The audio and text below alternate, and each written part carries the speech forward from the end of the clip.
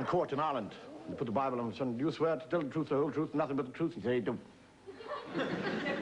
And the judge says, "You do understand now what you have said, you will tell the truth? Because if you tell lies, it is known as perjury. And you know that if you commit perjury in this court, you are liable to be sentenced to 2 years in jail. Now you are going to tell the truth, aren't you?" He said, "No, sir, I'm going to commit perjury." He said, "In that case, I will have to send you to jail for 2 years." He said, "Aye, yes, sir, but if I told the truth, you'd send me there for 10.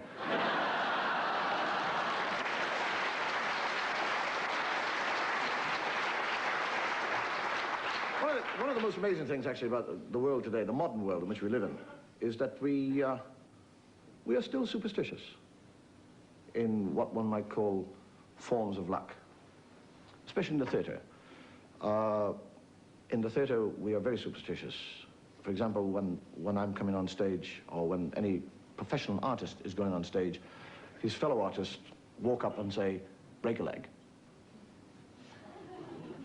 And some of them mean it.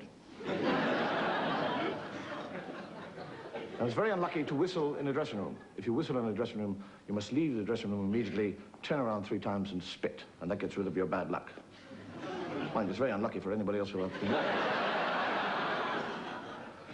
And there is one great theatrical superstition, and that is never to mention the name of one particular play. It's very unlucky to mention this name of this very, very famous play. And I'd like to tell you what play it is, but I can't mention it. And rabbit's foots. People carry about rabbit's foots. And I was looking up the superstition behind rabbit's foot, and I discovered that for a rabbit's foot to be truly lucky, it must be cut off, the rabbit, in a graveyard on the night of a full moon by a red-headed person who also has to be cockeyed.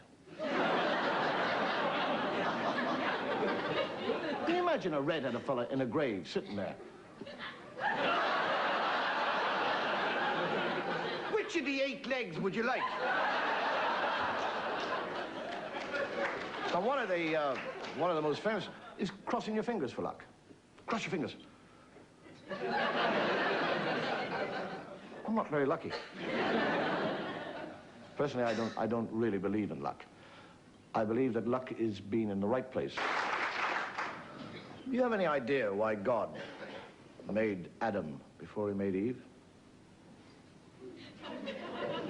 He couldn't stand the thought of her leaning over his shoulder telling him what to do. "Put that there, God. Move that over there. And I'll have one of those. That's nice. I'll have 2 of those."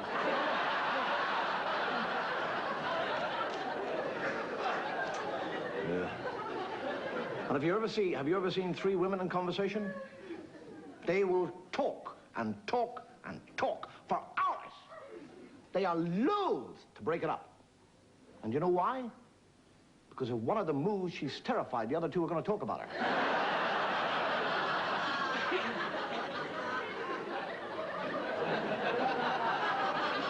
And women can be to each other and about each other so catty. And a woman talking to another woman, she said, "A neighbor of mine was raped quite recently." Did she? Did it affect her badly? Not at all. I don't think she was aware of it until the check bounced.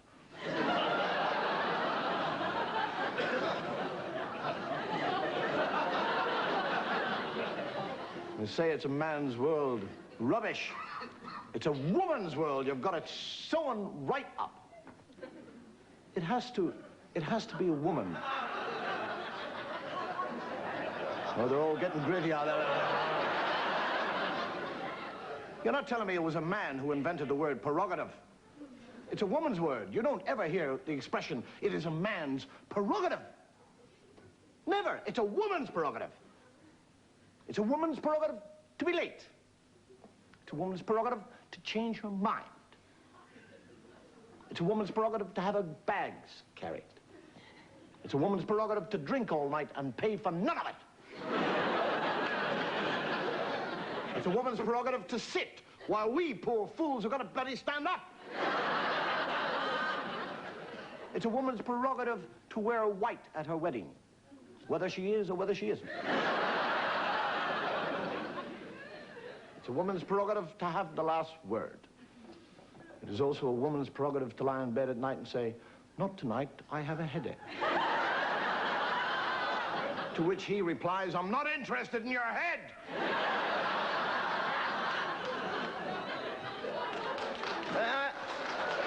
Oh, that's all the fellas. There's no women out there doing that.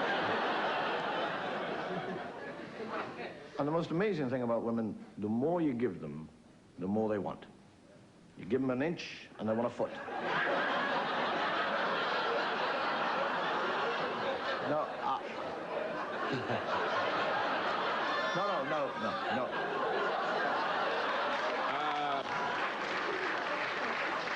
What I meant to say is that you give them an inch and they'll take a yard. No, that's even worse. No, forget about it. But I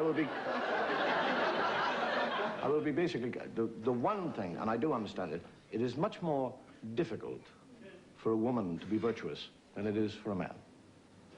Because for a man to be virtuous, all the man has got to do is to curb his own sexual desires.